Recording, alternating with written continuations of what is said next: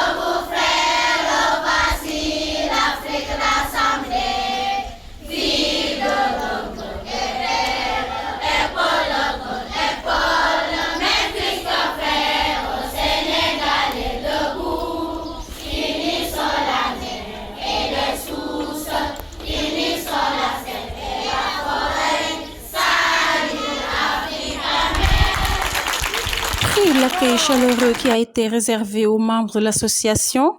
l'APE, la directrice de l'école Alfred Dodds et l'inspecteur de l'éducation et de la formation de Saint-Louis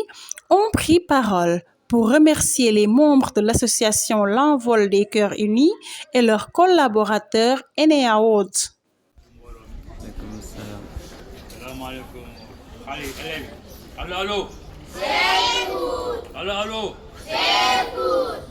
Allez, écoutez, on va vous parler. Ñu ngi leen di nuyu gërëm seen teewaay bi comme ni ko laaj bi fi si waxee ñun amuñu seen pay dana la yàlla te ki nga xam ne moo nekk France am association bu xalem yëpp nekk Sénégal nekk ci Ndar nekk fi nga xam ne fi la juddoo fi la màggee fi la fekk baax yàlla indi ko bi muy indi xéewal bu mel nii di ko jox école Alfred Dodds waa Sanc donc ñun mënuñu la fay yàlla na yàlla fay di leen gërëm den sant lii comme ni ko démb si waxee état bi def na li ko wax yéen itam def ngeen li leen wax ki nga xam ne mooy fidili di école Alfred Dodds bi tudde leen ko ñoom itam seen xel gis ngeen immeuble bi yëpp wax kaalakaal ñoom ñoo ko def école bi fee la yemoon de waaye classe yi yëpp ak étage bi yëpp ñoom association boobu ñoo ñëw dimbali Sénégal dimbali Ndar dimbali quartier Ndar donc ñu itam ñu ngeen di remercier ci loolu ngeen ci def donc lii nag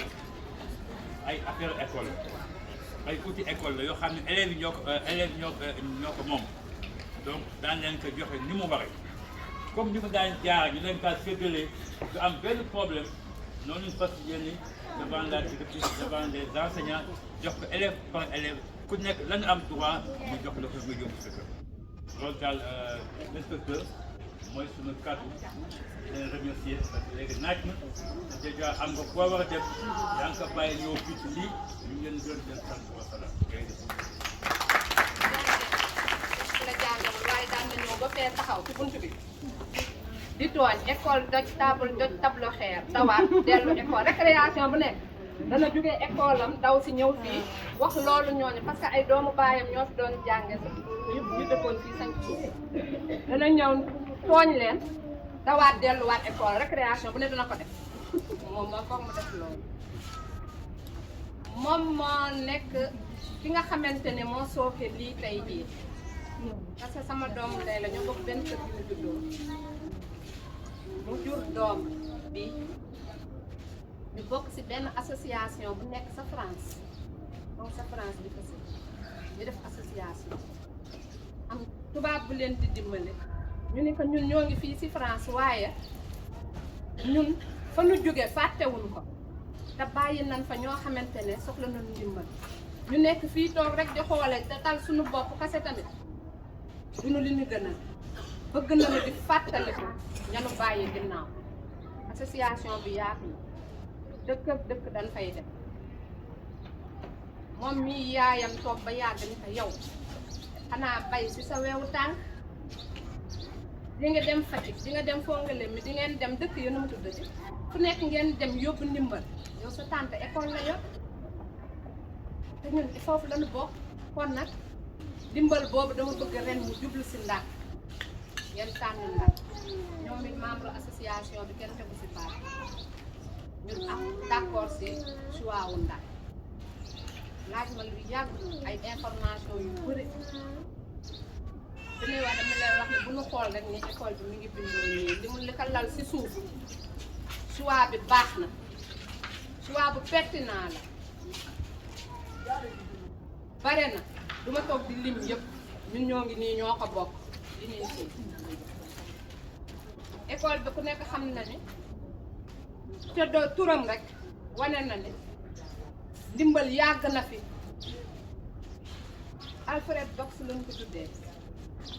Alfred Dox li tax école yëpp dañu changé turu tubaab ba fi nekkoon moom changé wuñ ko fii la juddoo fii Saint-Louisien la si këyit Dox fii la juddoo muy benn lii titre foncier wam la këram la bu mu dëkkee woon mu jël ko jox ko état du Sénégal gracieusement dafa def ko école barewul si loolu booba ba tey ba ay sëtam ak sëtam ñeent ñu def association bu nekk sa France bi tuddee ko FIDE mooy doxal école ñëw jàppale état bu baax a baax moo tabaxaat école bi FIDE at bu nekk lu association ba sa France dajale mu ne xaaral ma fàttale ko lan la ñu mën a yokk di yokk ba ren dafay yokk at bu nekk muy yokk moo tax kenn du dindiwul turam turu tubaab bi fi nekkoon parce que fii la juddoo te ba léegi mi ngi def ci école bi ñu mujjee wax ak ñu membre association boobu FIDE yi dañ ne ñoo ngi bu leen yem ci ñun but leen yeneen association on va applaudir des 2 mai boo leen butee ñeneen ñu ñëw def ñu ñun on va applaudir des 2 mai mënumaa wax ni beneen association bu ne sa France ñëw fii di ci jàpp hasard la du hasard continuité la lu war a continuer la rek France ak école Alfred Dox c'est une longue histoire donc ñoom ñoo ñëw indi ndimbal yi ni dañuy seet nañu xool xale yi ko soxla ñu jox leen ku nekk xam na ne éducation compétence transférée la état def na ba fa dooleem yam li si des mu ne communauté bi def leen communauté baa ngi def si biir communauté bi def leen moo tax ñuy wuti partenaire par-ci par-là bii nag partenaire bu ma yomb la ndax moo waaxu ba ñëw si man ni ma ñun ñoo bëgg a ñëw dimbale si école bi kii moom moo waaxu ba ñëw si man kon dañuy rafetlu seen teewaay ma leen koy rafetlu loolu yéen xam ngeen ne tey jii de ku ñëw indi kay indi bic indi lépp lu jumtukaay bu xaleel di soxla ñun soxla nañ ko ñun jàngalekat bi yéen parent bi soxla ngeen ko rawatina kii ñu fay laaj di yenn saa yi nga seen ko mu dugg classe ba yàgg taw génn kaay foo jëm mu ne big laa am wala kaye laa am bu ñibbee parent ñii dañuy xëy heure bii ñoo nga sa géej du ko fekk kenn day dawaat dellu si xam nga tumuraanke teew na noonu ñàkk ko de mais dafa heure ba ñuy ka soxla ci classe bi dama ñeel ponctuel parents yi tamit ñoo ngi dox ji lu leen dundale ci biir kër gi kon suñu gisee ku ñëw dimbale nu lool ba bu xaleel naree dem mu sàkk si bagaasam boobu wala la veille yëg na ne kayeem jeex na mu ne yaay ana la ma partenaire yam mayoon mu rocc kaye dugal laale si saagam bu génnee bu dugg see école dootul génnaat te génnaat bi c'est insécurité la du fa fekk parent ba pour mu jox ko bu dee xaleel ni xaleel mel day toog di jooy du ñëw perte de temps la apprentissage yi moroomam yi am kaye ñoo ngi continuer mais kenn du ko xaar kenn mënu ko xaar loolu suñu gisee ku ñëw xeexal ñu si jàppale ñu si on applaudit de 2 mai tàccul leen ma bu baax suñu partenaire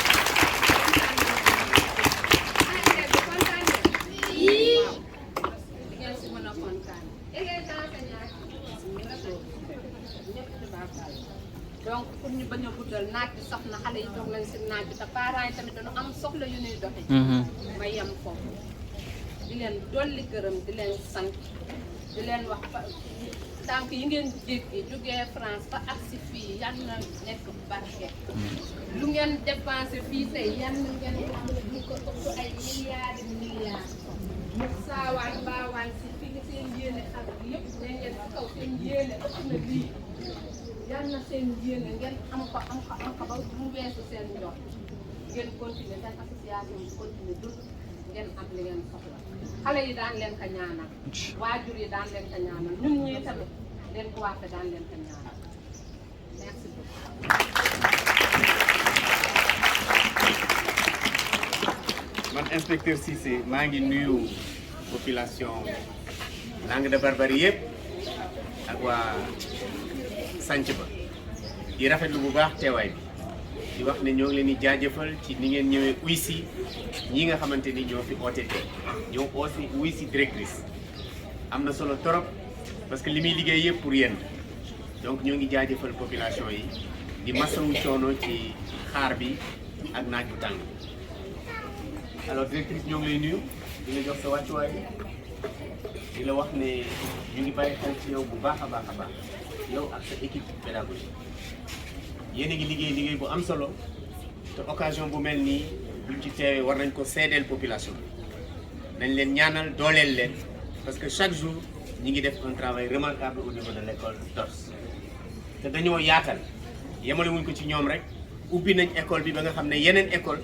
fi ñu amee jafe-jafe DORS lañ ñëw atterrir c'est parce que dañ leen a yaatal accueillir leen may leen fu mu jàngi damay wax ne xale yi nekk sur la Langue de Barbarie yëpp en âge d'aller à l'école dañ leen war a dimbale ñu dem école ndax école moo gën ci xale moo gën ci moom ba baa muy màgg di defi leneen école moo gën ci donc ñoo ngi leen di jaajëfal je voudrais vraiment féliciter toute l'équipe pédagogique autour de la directrice pour le travail remarquable que vous faites au quotidien. Alors, bonjour chers élèves. waaye yéen tamit ñu ngi leen di nuyu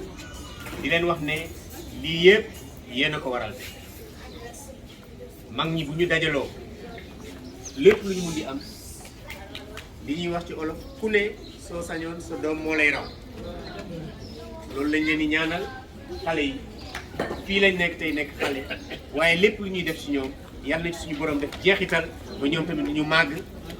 dellu siwaat ci seen gox amal njëriñ seen bopp amal njëriñ seen i waajur amal njëriñ seen gox waaw loolu moo tax ñuy liggéey voilà bu ma ñëwee nag ci association bi damay tàmbali ci soxna si nga xamante ni lépp ci moom la commencé ndax nag ku ne da ngay fàttalu lan moo sabab loolu ñoom ne leen lu ji njaagate mooy njaay loolu la ñu wax waaye soxna si ñu ngi kontaan bu baax ci sa diggante ak Betty di ñaan suñu borom kon ni ñu ko waxee léegi mu sàmmal leen diggante bi dëgëral ko lépp lu ngeen am yéene yal na ko suñu borom accompagner def yéene bu rafet am jeexital aussi ci seen famille am jeexital ci seen àndandoo ngeen dem ba nekk ay maamaat di gunge xale yàlla mën na ko yàlla def. À l'endroit de l'association maintenant l'envol des cœurs unis mooy ay xol yu booloo ba pare ne dañuy soog a door rek parce que envol mooy ñi ngi commencé naaw. Alors je voudrais souhaiter à l'association que vous atteigniez le plus rapidement possible la vitesse de croisière. Et chaque fois que vous vous posez quelque part en Afrique, au Sénégal, c'est pour déposer des lots importants, alors que l'association puisse retrouver de grands moyens pour pouvoir accompagner les jeunes. Mais ce que je voudrais également dire, que ces jeunes-là puissent grandir, qu'ils puissent bénéficier de cette aide et pour un jour se passer de l'aide. Totalement se passer de l'aide. Voilà loolu mooy li ma leen di wax ñoo ngi leen di ñaanal loo ngeen mën ren yàlla ngeen mën lu ko ëpp déwén. Nous vous souhaitons un bon retour aussi dans vos familles respectives et bon vent à l'association. Voilà ce que je voudrais dire à l'endroit de l'association l'envol des cœurs et nous. loolu passé nag toogaay bi yàgg na nous allons procéder à ce qu'on appelle des remises symboliques maanaam lii ñu indi commencé guñ ko séddale am nañ yaakaar que ni directrice ak délégué ak CGE bu ñu toogee waxtaane ko dinañ xool ku ko gën a yelloo daanu dajul suuf loolu la olof di wax waaye booy distribuer da nga am ay critères dinañ xool ñi ko gën a yelloo ñu jox leen ko muy doon ndimbal accompagnement bu leneen ñëwee jóge feneen aussi ñu xoolaat ñeneen ñu ko gën a yelloo ñu joxe ñun daal nit ñëwee teg dara ci loxo école ñun suñu taxawaay mooy li ñu teg suñu loxo ñu teg ko ci loxo comité bi dinañ fexe aussi ba nga xam ne dina egg ci ñi nga xam ne ñoom ñoo ko tax a jóg loolu rek moo ci suñu taxawaay nous allons veiller à ce que tout le matériel remis soit entre les mains des véritables bénéficiaires et qu'ils puissent profiter pour ces bénéficiaires loolu mooy suñu taxawaay fii tey lépp luy xew ci école yi dañuy ñëw bu soobee yàlla teewee ko xool aussi naka lañ ko mën a accompagner ba yàlla def ci mu donc liggéey bu mucc ayib loolu mooy suñu taxawaay fii tey donc nous allons procéder à des remises symboliques dajale ay xale jox leen ko waaye dañ koy delloowaat directrice ak équipe bi ñoom nag bu ñu toogee ci comité bi dinañ xool ñan ñoo ko gën a yelloo ñu jox leen ko loolu daal moo tax mooy présence bi tey. Avant d'entamer la cérémonie de remise des kits scolaires, la chargée de la communication de l'association Seynabou Ndaw et la présidente Aminata Faye sont revenues sur l'importance de cette journée.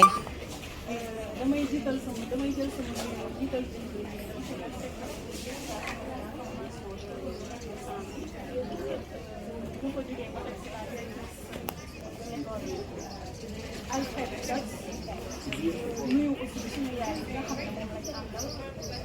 nuyu APE bi nuyu CG bi nuyu aussi l'ensemble du personnel école bi nga xam ne fi la ñu nekk tey balaa maa commencé waxtaan bi rek dama bëggoon élèves yi di applaudir madame Ba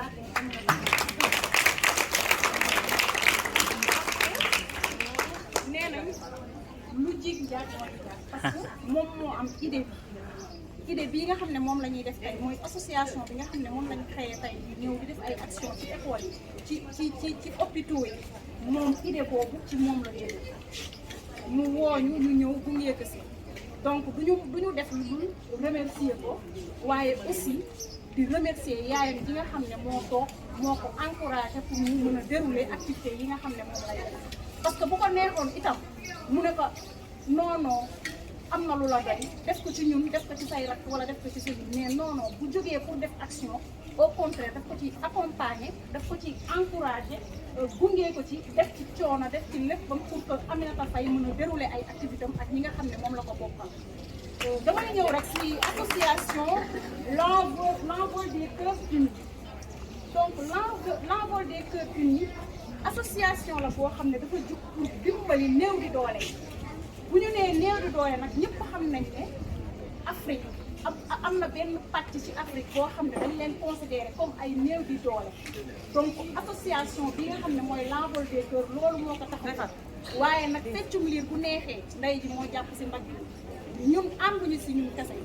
dañ ci ànd ak association bi nga xam ne moom la ñuy tuddee Eneya World Eneya World cela fait 3 longues années ñu ngi accompagner ci activité yi nga xam ne moom la ñuy def du ma ne guwee parce que nous sommes à notre 3e école je crois dem nañ fi Tamba bi ñu jógee Tamba particulièrement fi ñuy wax Kotiari bañ fa jógee ñu dem Fatick ñu jógewaat fa dem Saint-Louis donc loolu pour ci tënk rek muy wane ne ñun du benn cible rek lañ am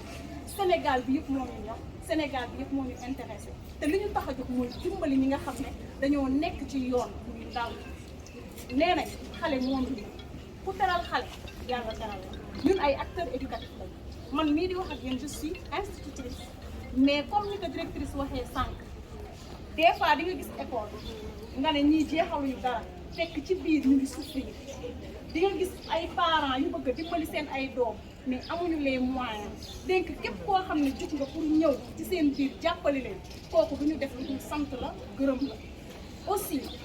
le personnel muy ñi nga xam ne ñoo di jàngalekat dañ leen di jaajëfal di leen remercier parce que yombul jël xale bu ndaw xamul dara nga def ci moom xam-xam c'est pas facile yombul donc du ñu mën du dul jaajëfal leen di leen encourager di leen wax ne lancé bi ñu nekk nii nañ ci continuer parce que kanam la jëm ndam rek lañ ciy am xale boo fi jàngal mu dem ba màgg ba teral ay waajuram boo ci amul fayu xale ba sax di nga ci am fayu suñu borom war nga am ci fayu sax waajuram ba nga xam ne peut-être amaana mu ngi toog di la ñaanal te yow xamoo ne sax mu ngi toog di la ñaanal donc du ñu mën lu dul encourager leen remercier leen en plus directrice aussi jaaraama parce que jiite dafa yomb tey jii nga mën a jiite ay mag jiite ay xale c'est pas donné à n'importe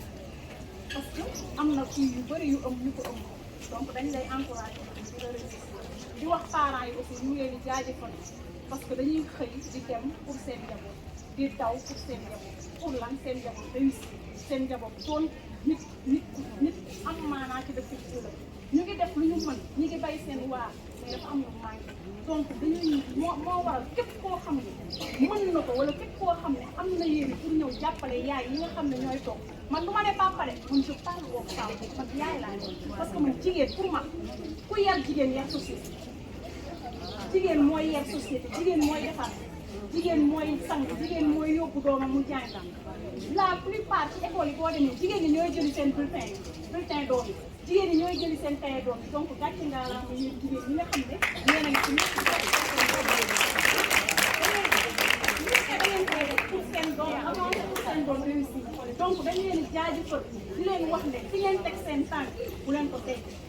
seen doom yi toog jàppale leen pour ñu mën a réussir ëllëg mën a doon ay ndaw yu am solo fii ci Sénégal parce que mën nañ ko fii ñu toog fii mën nga fi am un futur président de la République mën nga fi am futur ministre futur inspecteur futur enseignant lu nekk mën na fi soxee koo donc nañ gën a jàppale xale yi gën leen gunge gën leen encouragé gën leen tegaat gën leen tàggataat pour ñu gën a mën a réussir liggéey bi nga xam ne moom lañ entamé xale yi nag si ñoom laay terminé di leen encouragé di leen wax ne loo leen gënoon góorgóorlu benn yokku leen ko 10 pour ñan pour seen yaay yi donc seen papa yaay yi nag laay commencé parce que man jigéen ñi laa àndal mais loo leen mën def leen ko loo leen def doon def benn yokku leen ko ba mu 10 yéen pour seen moment yi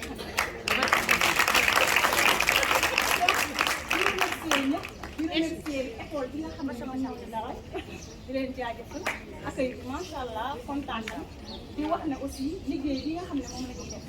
am na ñeneen tamit ñu ci àndalaat yeneen membre association l'envol des causes unies ñooñu peut-être déplacement bi moo sooxe moo waral ñun ñu jiital ñu ay ndaw rek lañ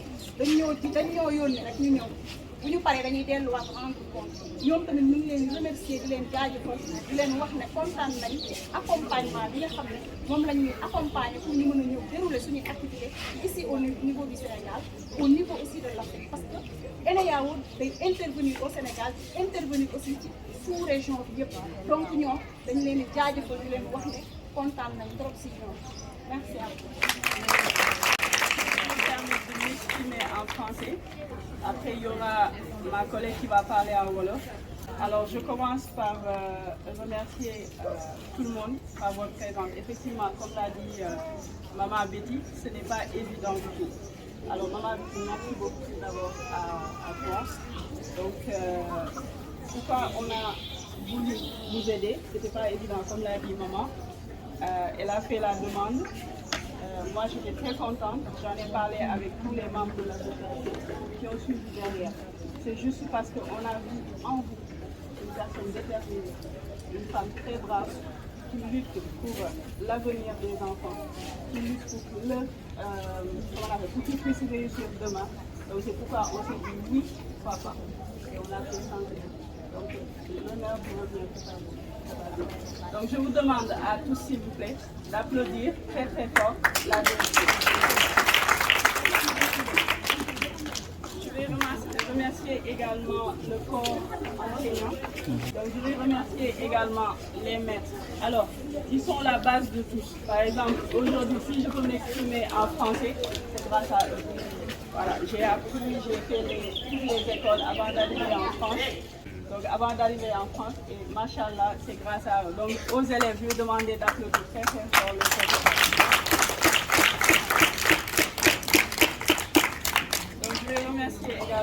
récepteur qui est là. Machallah. Donc d'après ce que j'ai compris, il fait un excellent travail. Et très bonne continuation. Je remercie également ma maman qui a fait cette demande, et, qui a grandi à Saint-Louis et qui m'a très très bien éduquée. Donc tout ce que je suis devenue aujourd'hui, c'est grâce à elle. Merci beaucoup. Et je vais remercier également tous les membres de l'association qui sont venus aujourd'hui. Il y en a d'autres qui sont en France et d'autres aussi qui sont à Dakar. Tout le monde ne pouvait pas venir, mais l'essentiel est là. Et je remercie mon très cher époux. Voilà. Donc, et je vais remercier également notre partenaire qui s'appelle Enea World. Ça fait des années qu'il nous accompagne au Sénégal, au niveau du Sénégal, à aider les enfants et aider surtout les parents. Comme l'a dit Tata Betty, ce n'est pas évident parce que le matin, ils sont au boulot, ils sont en train de courir matin, midi, soir pour subvenir aux besoins de leurs enfants. Donc s'il y a des partenaires qui sont là, qui peuvent les aider, nous, on ne peut que dire Alhamdulillah. Et merci beaucoup à Enea World et à son président, M. Petrix. Donc nous sommes une association basée en France,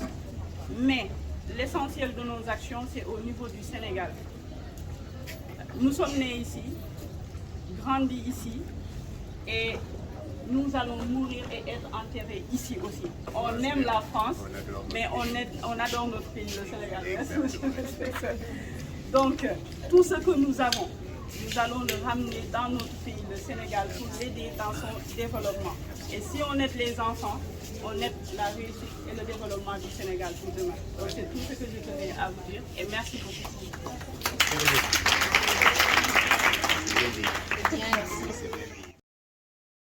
C'est ainsi que s'est terminée cette journée.